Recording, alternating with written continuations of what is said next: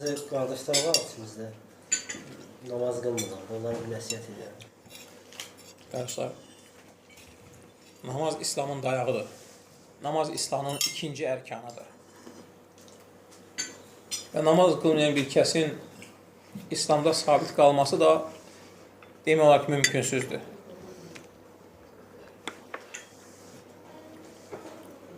Namaz insanı pisliklərdən təmizləyir.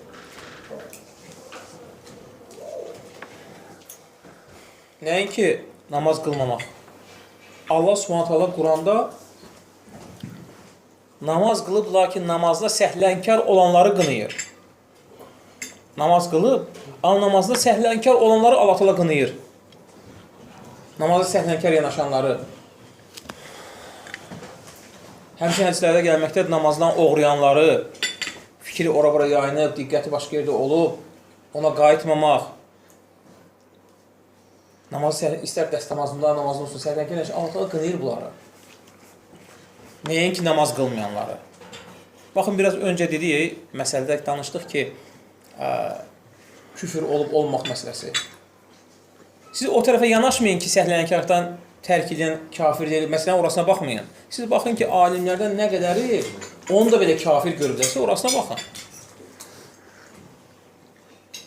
Yəni, məsələn, nə qədər ciddi məsələdir ki, alimlərdən, ümmətin özdə ən böyük alimlərindən nə qədəri çox sayda, böyük bir sayda yəni alimlər namazın tərkini, hətta səhlənkarlıqdan olsa belə, sabah qılaram deyən belə var, və yaxud da bir namazı ötürən belə kafir görürlər. Qəsdən bilə-bilə bir namazı ötürən belə kafir görürlər. Qeyri-müsəlman görürlər. Məsələyə belə yanaşın. Yanaşmayın ki, o tərəfindən ki, bu rəydə var, o da var. Oraya var, ümumi hökm olaraq sən öz durumu bax, öz gününə bax ki, sən nə gündəsən. Rəbbin səni yaradıb, sənə bu boy-buxunu verib, bu yaraşığı verib, görməni, eşitməni, duymanı və s. kimi nemətlərini verib, sənə giyimi verib, yeməyi verib, içməyi verib, bu qədər nemətləri sənə verib və sən ona qarşı necə nankorsun, sən ona bax. Sən məsələyə belə yanaşma ki, namaz qılmırsan, qılaram, nəsə eləyərəm filan. Sən məsələyə bax ki, sənin nəinki namaz tərk etməyin, bütün asiliklərin səni yaradana qarşıdır. Sən yoxdan var eləyən Rəbbivə qarşı sən asisən.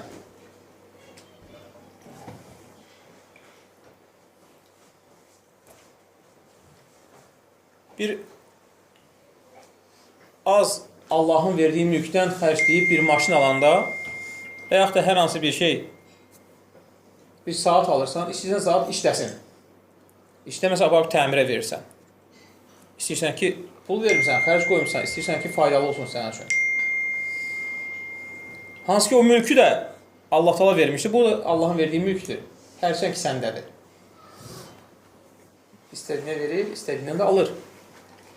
Amma o səni yaradıb, sən bütün mülkünlə bir yerdə Allahın mülküsən, amma ona boyun əymirsən. Və Allaha boyun əyməyən bilsin ki, Allahdan başqa hər kəsə boyun əyəcək. Kim əgər Allaha qul olmasa, Allahdan başqa hər şeyə qul olacaq. Seç, ya tək Rəbbivin qul olacaqsən, ya da ondan qeyrisini. Rəbbə qul olmaq, Allaha qul olmaq şərəfdir. Şərəfdir. Mən kimin quluyam? Yaradanın. Yaradanın quluyam. Rahatdır. İnsana aşağılıq gətirmir, əksinə ucalıq gətirir. Nə qədər Allah qarşısında aşağılansan, nə qədər onun qarşısında özü, yəni rəzilliyi göstərsən, acizliyi göstərsən, o qədər ucalırsan. Çünki sənin aşağılandığın səni yaradandır, Rəbbdir, ehtiyacsızdır. Və sənin o ibadətinə belə ehtiyacı yoxdur. Və heç nəyə ehtiyacı yoxdur. Mütləq hakimdir, mütləq mülk sahibidir.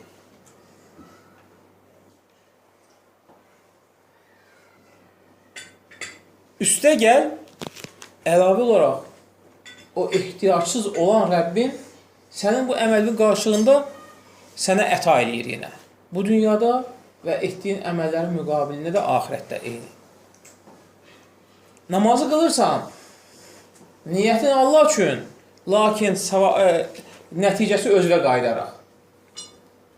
Digər ibadətlər edirsən, niyyətin Allah üçün, lakin nəticə özünə qayıdaraq. Cənnəti yüksək dərəcələr və yaxud da cəhənnəm əzabından qorunma, qəbr əzabından qorunma olaraq. Ya da Allahdan qeyrisinin qulusan. Əgər Allahın qulu deyilsənsə, Allahdan qeyrisinin qulusan. Dünyanın qulusan, malın mülkün qulusan, vəzifənin qulusan, var dövlətin qulusan, qadınların qulusan, kişilərin qulusan, ən əsası nəfsivin qulusan. Mütləq Allahdan qeyrisinə qulusan. Amma bu qulluq rəzillikdir, aşağılıqdır. Bayaqki qulluq, Allaha qulluq şərəfdir, çünki yaradana qulusan və hamı ona quldur. Nə qədər onun qarşısında aşağılansan, o qədər yüksələcəksən. Allaha ən yaxın vaxt hansı vaxtı? İnsan alnını, yəni ən şərəfli yerini ən aşağıya, yəni yerə qoyanda, səcdə anı. Allahdan qeyrisinə qulluq bir yaradılmışa quldur. Sən yaradılmışsan, bəlkə də ondan daha üstün məxluq idin əslində, Allaha itaət etsəydin. Amma özün mislində birinə qulsan, yəni yaradılmışa qulsan. Bəlkə də özündən qat-qat aşağısına birinə qulsan. Seç özün tərəziyə qoy, hansı qulluq üstündür.